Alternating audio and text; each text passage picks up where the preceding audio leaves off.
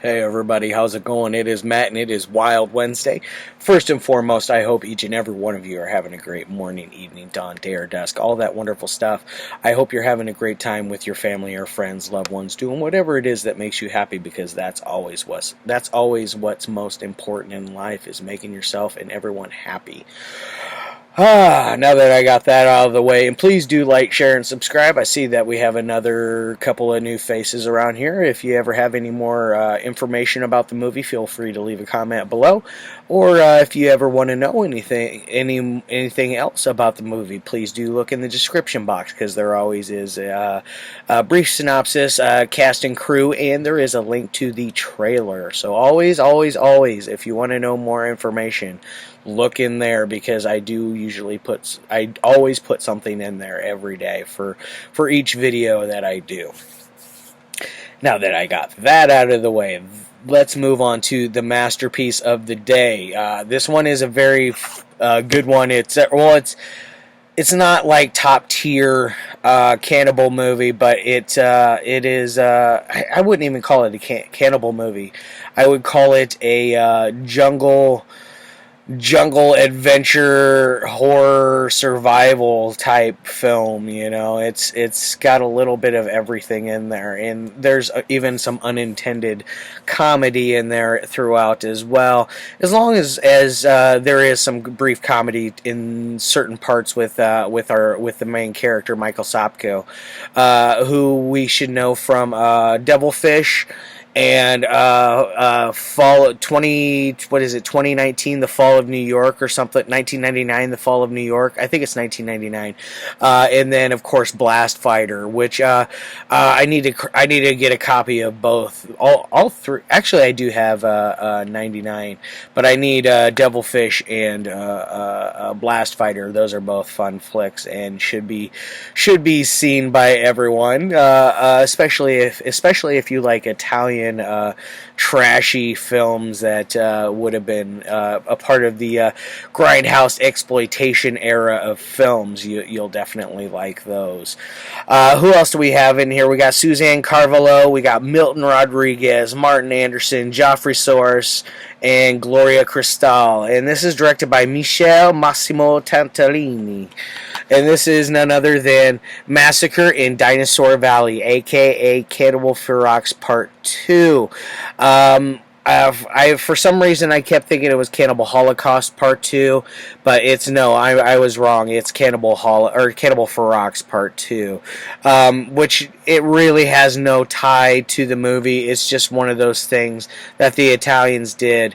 This director did to basically get some notoriety so they could make some money. It was basically a cash grab to basically put that name on there, much like when Dawn of the Dead, was known as Zombie overseas in Italy, and Fulci's Zombie is known as Zombie 2, and then 3, 4, and 5, and there are 5 or 6 of those. I can't remember exactly. There's quite a few of them.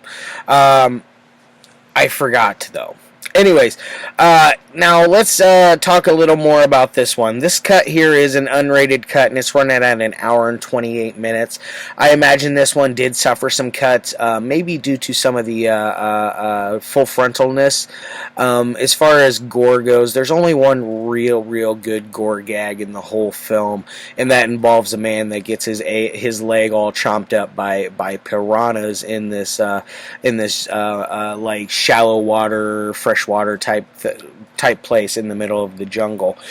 He gets it's pretty gnarly looking. It's all the way down to the bone, and so our one of our main guys, who is kind of a dick, he's one of those guys that always has a rebuttal for every single thing, always negative about everything he says. We always know somebody like that in our lives, and those people suck. I'm not gonna lie, they make life a little stressful. But let's take a look at the release here. This is from 88 Films. It's from their Italian collection, if you can see right here. This does have a reversible cover art. I cannot show it to you because it does have nudity on it.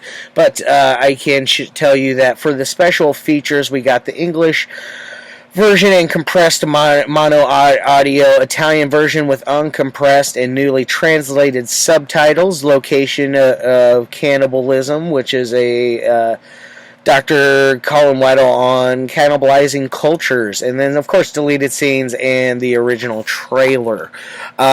Got a few things in there. 88 Films is usually known for putting out some decent product. I have yet to be disappointed with with anything that they have.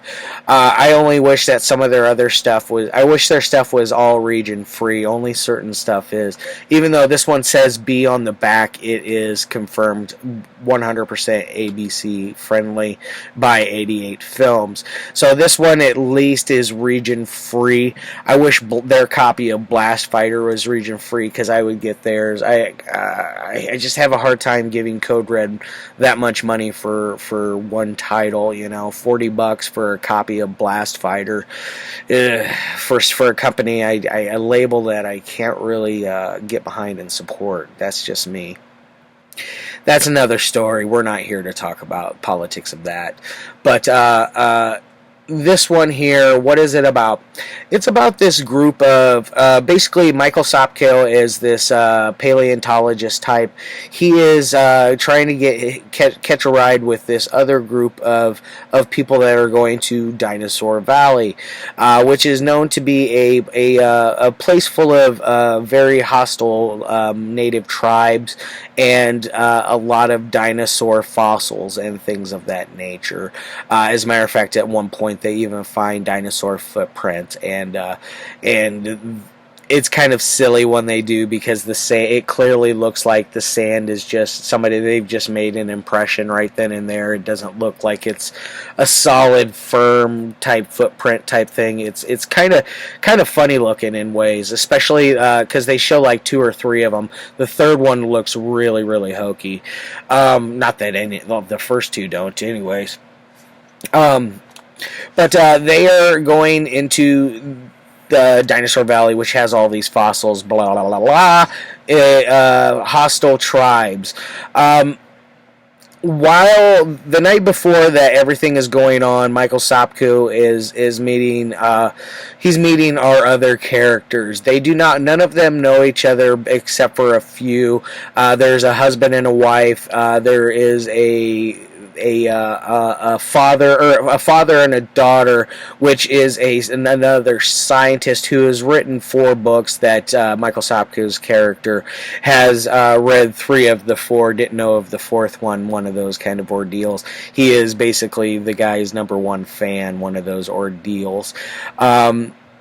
He sneaks some nasty peeks on some sneaky peepee stuff from on that dude's daughter. He comes walking in, and first off the door, he walks into a room that he should not have been in for the first place.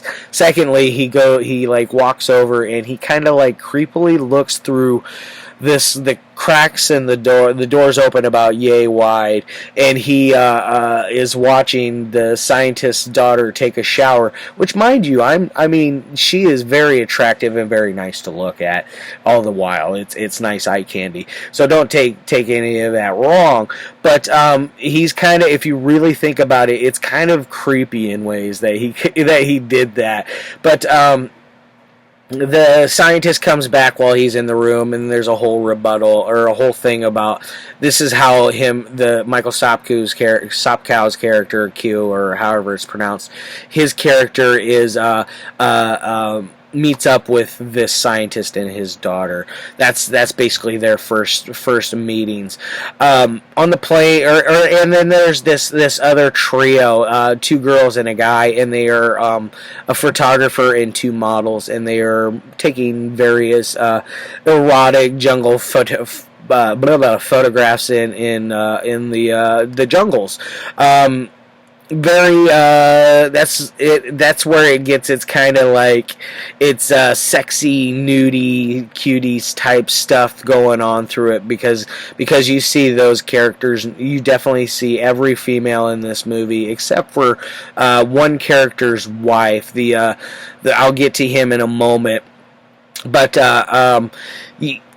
you get to see both of them naked pretty much instantaneously. It's one instantaneously because there's this really funny fight scene where Michael Sopkiw has to fight, where he's fighting these two gigantic men that are we're brothers to this other dude who's this like Weasley looking dude, and they all three of them clearly are not brothers. If they are, like what Mike says is her mother your guys' mother must have been extremely busy because all three of the kids were different in as far as skin tone and look and all of that. It was one of those humorous things that they did add to it. But he fights these guys and he basically wins the heart of this one model for at least for the night. She comes into his room and gets all sappy with him and then gives him some poontang.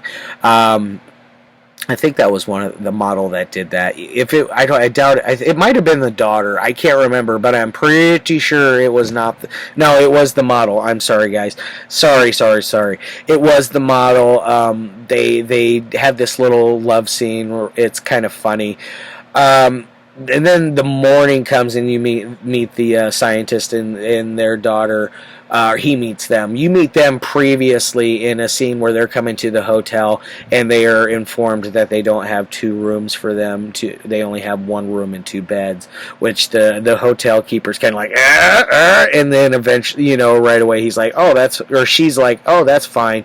That's because that's my dad, and they're like, oh, it'll be okay. One of those ordeals, which is perfectly fine. I don't see anything wrong with it. It's not like they're going to be in there doing sexy stuff. I hope not. But they meet another couple on board this plane, which is a man and his wife. The man is a ex-military type. He served 3 tours, 1, 2, 3 tours in Vietnam.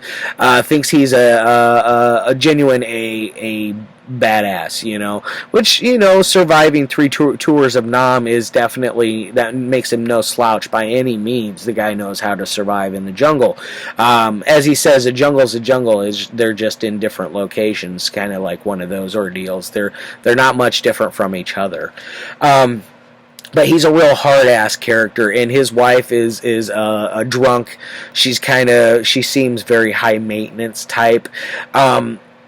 They are, while they're on this airplane ride, all of the that's where you kind of get the gist of everything, what's about to happen, because everything like happens before is all your establishing of your characters. But they are on this plane ride to Dinosaur Valley, and it crash lands, and that's where we end up with where everything starts to really pick up, because the beginning sequence of about 15 minutes or so is just kind of you got to get through that. But after that, it's a nice smooth ride. You get plenty of jungle action. You have some decent gore. You have a really funny special effect with a dinosaur hand where it's scratching the girl's breast. It's kind of funny how it looks. It's supposed to be like razor sharp, but you can tell it's clearly made of like rubber or plastic or silicone or something of that nature. Not quite convincing by any means, but still fun. Now, as far as anything goes beyond that of them trying to survive in the jungle, they get, at one point, all of them, I'm not going to say that, but at one point, a couple of them get kidnapped by this tribe. These 2 women do. And Michael Sopkiw's character comes in and saves the day, blah, blah, blah. They get away. You think that everything's fine and dandy, and then they end up in this little, like, mining community that is run by a very, very bad, crooked man named China, who, at a couple times, they called him China, which made me laugh, a couple of the guys, but apparently it's pronounced China, because that's what everybody else was saying. Just saying. But this guy is running a mine that is, I believe it was emeralds, that emerald or jade, one of those that they were mining, not illegally, but they were having slaves do it. One of those, like they're very sleazy, skeezy people, bad people that you wouldn't really want to associate yourself with. So they when they come across these people, they really are trying to make it a okay, cool. I'm glad we ran into some civilization, but we're going to go ahead and hit down the road because we don't want to stay anywhere near where this tribe is. And all this while, they are once again kidnapped, and you get a very weird showdown that involves Sopkiw and the China character and his 6 shots. Very funny. It's supposed to be intense, but I find it very funny in ways because of the delivery is just funny. And it's the translation from English into the from Italian into English. I'm sure it has a little bit to do with it, but that's okay. I'm perfectly all right with that. I did watch this on the English language soundtrack, by the way, because I didn't feel like reading. So as far as any kind of ratings we're going to go with, this thing's going to get a 3 on the technical side. It is a middle of the road. It is not a masterpiece when it comes to anything technical. It does exactly what it's supposed to do. It delivers on the gore. It delivers on the fun. It delivers on the horror. It delivers on the sleazy nudity. It delivers on your indigenous tribe that is very, very vicious and bloodthirsty. It delivers on that. You get some okay camera angles, nothing that's going to blow your mind. The editing, everything cuts very smooth and doesn't feel jumbled or like you feel like you've just missed anything, like a huge chunk of film was just cut out. You don't have that feeling at all, which is nice. But as far as an entertainment side, this thing is a 4 out of 5. It is extremely entertaining. I am glad that I own this, and I hope that all of you, or at least most of you that are into the Italian culture of films, definitely check this one out. It's a fun one. Alright guys, I've rambled on long enough. I'm going to get the hell out of here. I got some stuff to do. We're up on that 17.5-minute mark. I hope each and every one of you have a great day or whatever. All that fun stuff. Love your faces.